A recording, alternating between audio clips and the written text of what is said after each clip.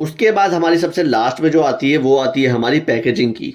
ठीक है, तो देखो पैकेजिंग के लिए क्या था यहाँ पे जो मैंने बताया था आपको। Hey guys, welcome back to my new blog. तो कैसे हैं आप लोग? आई होप कि आप लोग अच्छे होंगे। और मैं अभी नहा धो के पूजा पूजा करने आया था, तो मैंने देखा कि बहुत तगड़ी धूप आ रही है आज। तो अच्छा मौसम है आज का।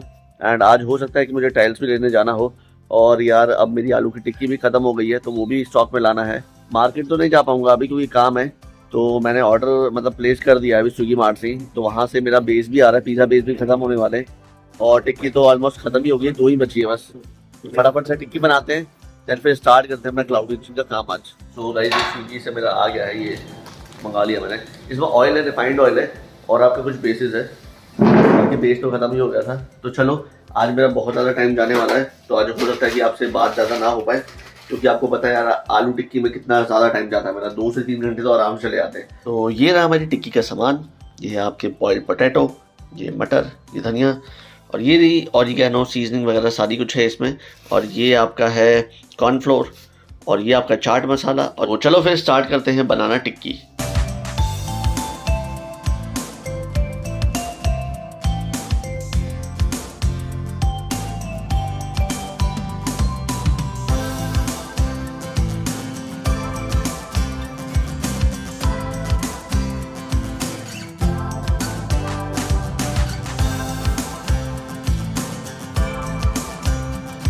और भाई 2 घंटे की मेहनत के बाद ये टिक्की रेडी हो चुकी है बिल्कुल। और देखो अब कितनी बढ़िया लग रही है, क्रिस्पी एकदम। देख रहे हो, इसमें मैंने बहुत चीज़ें डाली है, बहुत अच्छे से बनाया है इसको। और ये 40 से ऊपर है कुछ, तो अब ये चल जाएगा। आपको पता है कि मतलब बर्गर्स आजकल बहुत लोगों को पसंद आ रहा है, तो वो जो टिक्की है वो बहुत जल्दी ख़त्म हो जाती है। तो अभी तो फिलहाल मैंने इतनी बना दी, क्योंकि इससे ज़्यादा यार बन भी नहीं पाएगी, अभी कितना बनाऊंगा। तो चलो फिर मैं आपसे मिलता हूँ थोड़ी देर में, थोड़ी साफ़ सफाई कर ली जाए। और भाई थोड़ा रेस्ट भी करूंगा। मैंने ऑफ किया था क्लाउड किचन को, तो ऑन कर लेता हूँ उसको। अभी मैंने एक ऑर्डर दिया था, तो भैया कह रहे हैं जोमेटो वाले कि ये जो सामान है ना आप खुद ही डाल दो बैग में। तो मैंने बोला चलो ठीक है। तो अभी काफ़ी सारे लोग मुझसे ये बोल रहे हैं कि आपने जो कैलकुलेशन बताई है पिज़्ज़ा वाली, उसमें आपने इलेक्ट्रिसिटी को नहीं किया है, आपने गैस को नहीं किया है, आपने बाकी चीज़ों को नहीं किया। चिली फ्लेक्स हो गया, केचप हो गया। तो मेरे भाई अब सिंपल सी एक चीज़ समझो कि जो मैंने कैलकुलेशन की है, इलेक्ट्रिसिटी का जो बिल है मैं आपको बताता हूँ। पहले लाइट का बताता हूँ। ये मेरा अवन है, ठीक है।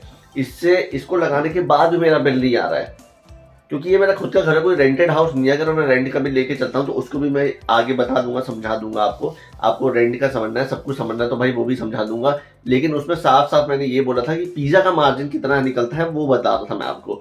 तो अगर आपको डिटेल में जानना है कि सब कुछ क्या है, तो चलो वो भी बता देता हूँ आपको, तो आपको और अच्छे से समझ आ जाएगा डिटेल में। तो आओ मैं आपको आराम से समझाता हूँ। और साथ में आपको मैं स्क्रीनशॉट्स भी दिखाऊंगा कुछ, जहाँ पे डिस्काउंट के बारे में भी लोगों ने पूछा है, तो वो मैंने क्यों नहीं बताया था वो भी मैं आपको दिखाता हूँ। आ जाओ। तो ये जैसे पिछले वीडियो में मैंने पिज़्ज़ा का मार्जिन बताया था, मैं फिर से समझा देता हूँ। पिज़्ज़ा बेस था, उसमें पिज़्ज़ा सॉस था, चीज़ था, वेजीज थी, मोज़रेला थी। अब इसमें क्या चीज़ नहीं थी, वो थी आपकी इलेक्ट्रिसिटी, जो कि बहुत लोगों ने बोला। चलो मैं नेक्स्ट पेज में ही समझा देता हूँ अच्छे से, नहीं तो फिर आप लोग बोलोगे कि समझाया नहीं है ढंग से। इलेक्ट्रिसिटी बोल रहे थे बहुत लोग, गैस बोल रहे थे बहुत लोग, एंड डिस्काउंट बोल रहे थे। और बोल रहे थे कि भाई इसमें चिली फ्लेक्स भी नहीं डाला है आपने। ऑरिगेनो एंड ये, ठीक है, ये और ये। अब मैं अपनी बात करता हूँ एग्जांपल लेके कि देखो अगर मैं कर रहा हूँ तो मैं अपना ही एग्जांपल आपको दे पाऊंगा, बाकी का मुझे नहीं पता है। तो सबसे पहले स्टार्ट करता हूँ मैं गैस। मैंने 200 रुपये की गैस डलवाई थी, ठीक है, 200 रुपये की। ध्यान से समझना ये चीज़, मैंने 200 रुपये की गैस डलवाई थी और भाई मेरे को ये 1 मंथ से भी ज़्यादा चला। अब एक बात बताओ, अगर मैं 1 मंथ का इसको कैलकुलेट करने बैठूंगा तो इसका कॉस्ट कितना निकलेगा? बहुत ही ज़्यादा कम निकलेगा।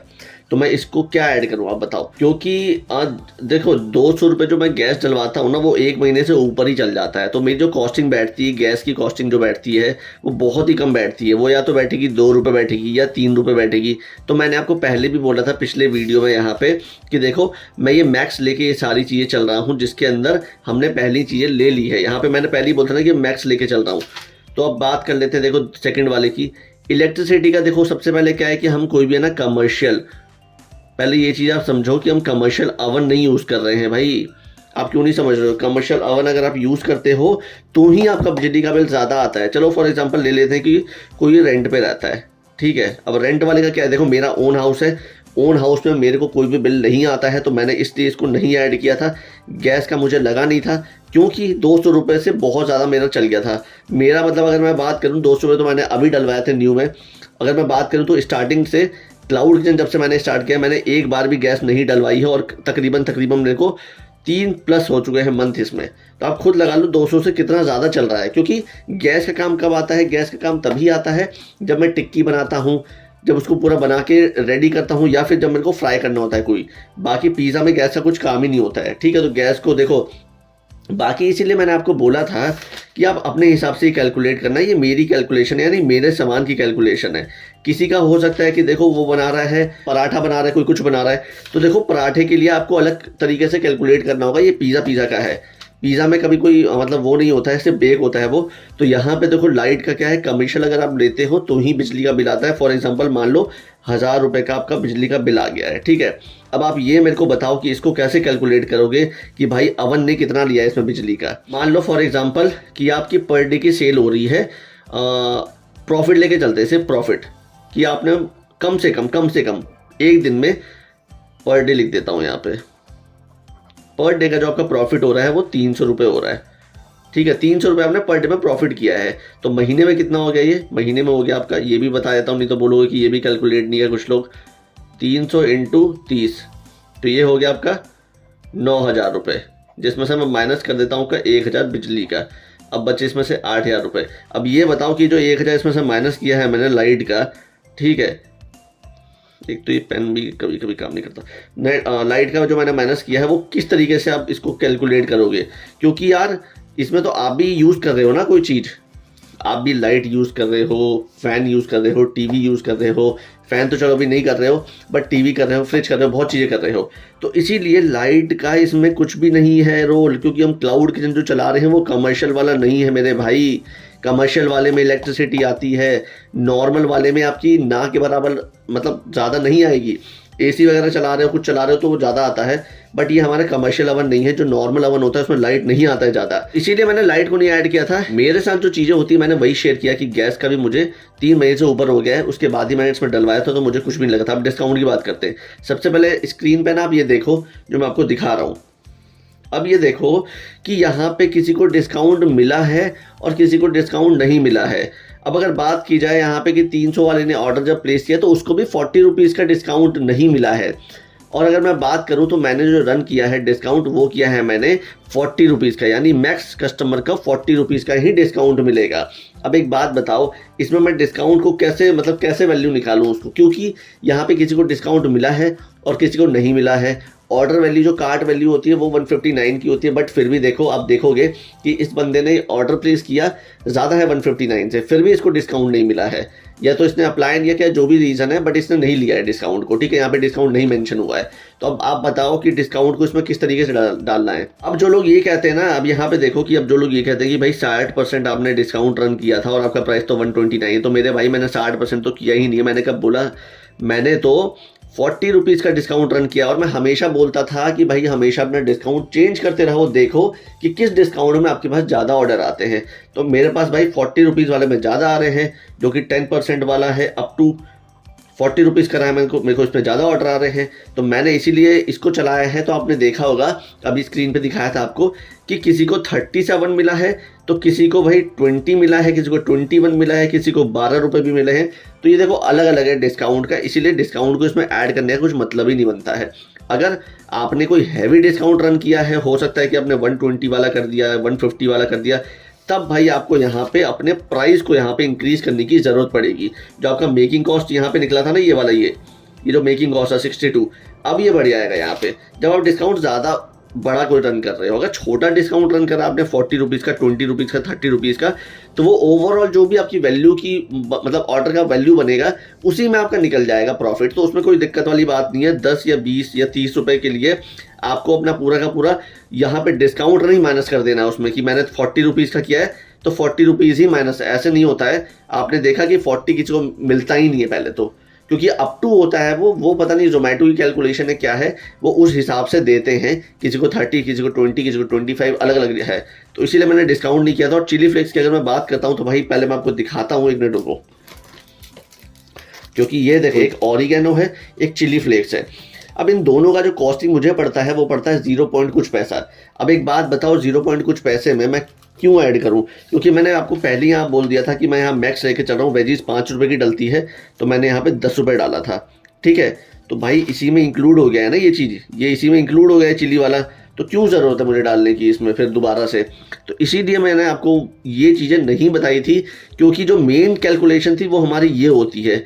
उसके बाद आप खुद से अपने तरीके से कर सकते हो। देखो मैं नहीं रहता हूँ, मतलब मुझे नहीं पता ये चीज़ें कि किसी घर में रेंट कितना, कोई रेंट पे रहता है तो वो चीज़ मुझे नहीं पता है कि भाई अगर आप रेंट पे रहते हो तो आपको कितना बिल पड़ता है। वो तो देखो थोड़ा दिमाग आपको भी लगाना पड़ेगा, कैलकुलेशन आपको पहले तो ये वाली निकालनी पड़ेगी, उसके बाद आपको अपना रेंट ऐड करना पड़ेगा, फिर देखना पड़ेगा डिवाइड करके कि भाई 30 दिन में कितना पड़ रहा है, मैं क्या चीज़ यूज़ कर रहा हूँ, अगर मैं अवन यूज़ कर रहा हूँ तो मुझे कितना उसका बिल आ रहा है। ये सब चीज़ें आप ही को कैलकुलेट करनी पड़ेगी, तो वो मैं नहीं बता पाऊंगा इसमें बिल्कुल एक्यूरेट। कि गैस का देखो, अगर आपने कोई गैस अलग से लिया है, मेरे पास एक छोटा वाला सिलेंडर है जो कि मैंने आपको दिखाया था, मैं 200 रुपये की फिल करता हूँ, आराम से मेरा 2 से 3-4 महीना चल जाता है उसमें, क्योंकि ज़्यादा मुझको काम नहीं होता। काम तभी होता है जब मेरे को आलू टिक्की फ्राई करनी होती है, और उसमें बहुत ही कम गैस लगता है, मेरा ज़्यादा बिल्कुल नहीं लगता। उसके बाद हमारी सबसे लास्ट में जो आती है वो आती है हमारी पैकेजिंग की, ठीक है। तो देखो पैकेजिंग के लिए क्या था यहाँ पे, जो मैंने बताया था आपको कि ये फाइनल आपका प्रॉफिट है, इसमें से पैकेजिंग के लिए 22 में से माइनस कर दो जितना भी आपका पैकेजिंग है। अब मैं कैसे बताऊंगा, बताओ कि पैकेजिंग का कितना क्या है।